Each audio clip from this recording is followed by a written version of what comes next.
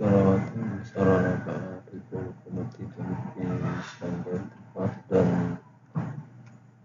perawatan sarana peralatan agar fungsinya dapat optimal dalam mempertahankan keamanan sarana bepergian agar tetap layak operasi dalam konteks perkembangan masa kini dan masa depan, di mana terdapat peningkatan kapasitas perawatan lokomotif yang semula 80 lokomotif per tahun menjadi 120 lokomotif per tahun.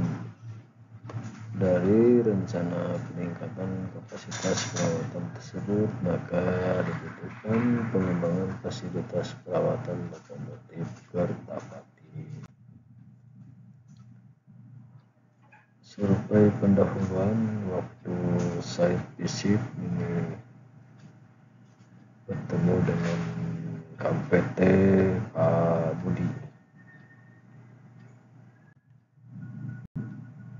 Lingkup survei penyelidikan tanah. Di survei penyelidikan tanah ada pengujian sondir mekanis, ada pengujian hand boring, ada survei atau pengukuran geolistrik, dan juga ada pekerjaan bermesin, pengujian SPT, pemboran inti, dan pengambilan tanah UDS atau DS. Kemudian data lapangan dan laboratorium, kemudian nanti dievaluasi hasil sifat fisik dan mekanik tanah, dan laporan akan diserahkan nanti pada 90 hari setelah SPMK. 9 titik pekerjaan penyelidikan tanah. Ini ada titik-titik dan koordinatnya nih, tadi ada BM1, BM2, BM1 terdapat di lokasi untuk putaran lokomotif, sedangkan BM02 itu lokasinya di rencana area 10 kolom dan overcapping, sedangkan S1 sampai S6 itu di rencana putaran lokomotif dan rencana jalur baru. Ada juga di rencana bongkaran karya. Kemudian hand boring didekatkan dengan BM atau bor mesin. Rencana jadwal pelaksanaan pekerjaan persiapan mobilisasi dan demobilisasi ini akan menjadwalkan selama 1 bulan dari mulai persiapan sampai dengan laporan. Pekerjaan penyelidikan tanah sondir mekanis ini dilakukan untuk mengukur tahanan konus dan gesekan selimut pada penetrasi alat sondir ke dalam tanah secara kontinu. Pengujian ini dapat menghasilkan integrasi jenis tanah dan kedalaman tanah keras yang berguna untuk perencanaan fondasi, evaluasi potensi likuifaksi pada tanah pasiran dan kedalaman bangunan musola. Berdasarkan SNI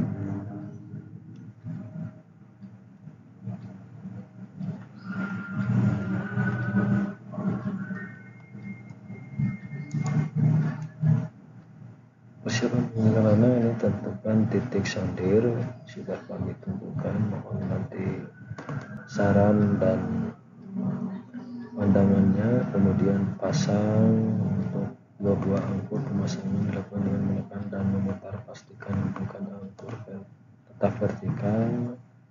Kemudian pasang kaki sondir dan pasang alat sondir. Setelah alat sondir terpasang, kontrol jumlah oli digunakan untuk menekan manometer, mendudukan slip, rantai gear, dan sebagainya. Kemudian yang terakhir, pasang bonus pada ujung sondir. Sedangkan pekerjaan hand boring itu adalah untuk mengidentifikasi klasifikasi jenis tanah dengan pengambilan sampel. Ini berdasarkan lingkup pekerjaan standar practice for soil investigation and sampling by auger boring. Terdapat 2 titik dengan kedalaman maksimum 5 meter atau menyesuaikan dengan lapisan tanah setempat. Ada 2 tabung UBS per titik pada kedalaman menyesuaikan dapat mewakili kondisi lapisan tanah setempat. Sedangkan pengukuran geolistrik itu adalah suatu metode fisika yang memanfaatkan sifat tahanan jenis untuk mempelajari keadaan bawah permukaan bumi. Dasar metode ketahanan jenis adalah hukum Ohm yang pertama kali dicetuskan oleh seorang fisikawan Jerman, Joseph Ohm. Hukum Ohm menyatakan bahwa hubungan antara hambatan berbanding lurus dengan tegangan dan berbanding dengan arus di lingkup pekerjaan geolistrik dilakukan sepanjang 1 km, nanti perlintasan per 200 meter arah memanjang, kedalaman maksimum 25 meter. Nanti pembacaannya lokasi ditentukan kemudiannya. Peralatan pengukuran geolistrik ini ada kabel, ada alat-alat ya, main unit, multiple, laptop, switchbox, ada hand ditopi, ada patok elektroda, ada avometer. Proses data geolistrik ini nanti setelah ada hasilnya diproses, dimasukkan ke dalam komputer ataupun laptop. Ini contohnya yang sudah ada. Kemudian dilanjutkan dengan pekerjaan bor mesin. Ini untuk mengetahui pelapisan tanah, pengambilan coring, pengambilan sampel tanah, dan mengetahui parameter tanah dari hasil uji lapangan. Tanah yang didapatkan dari pengambilan coring ditempatkan dalam core box, dibuat berlog secara visual yang dilengkapi dengan data dari uji lapangan dan laboratorium. Ini lingkup pekerjaannya ada 2 titik bor mesin, kemudian nanti dilakukan per 3 meter pengujian SPT-nya, dan kemudian dilakukan juga kedalaman 30 meter atau bila SPT sudah 60 hingga 3 kali berturut-turut. Ini prosedur pengeboran dan pemasangan alat uji SPT-nya ada 7 metode melakukan pengeboran sampai kedalaman yang diinginkan, kemudian pasang landasan penahan kropi, beri tanda ketinggian sekitar 75 cm pada pipa bor yang berada di atas penahan, bersihkan lubang bor pada kedalaman kemudian dari bekas-bekas pengeboran. Ini pusat. Yang kelima itu pasang slip barrel sampler pada pipa bor, dan pada ujung lainnya disambungkan dengan pipa bor yang telah dipasangi blok penahanan. Masukkan peralatan uji SPT ke dalam dasar lubang bor atau sampai kedalaman yang diinginkan.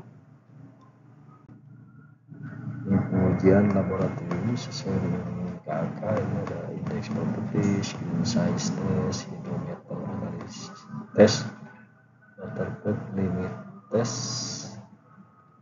unconfined compression test, triaxial compression test, konsolidasi test ASBM D24 di 354 direct shear. Demikian yang dapat kami sampaikan, mudah-mudahan sangat bermanfaat, dan apabila ada saran dan pandangan silakan. Terima kasih. Selamat sore.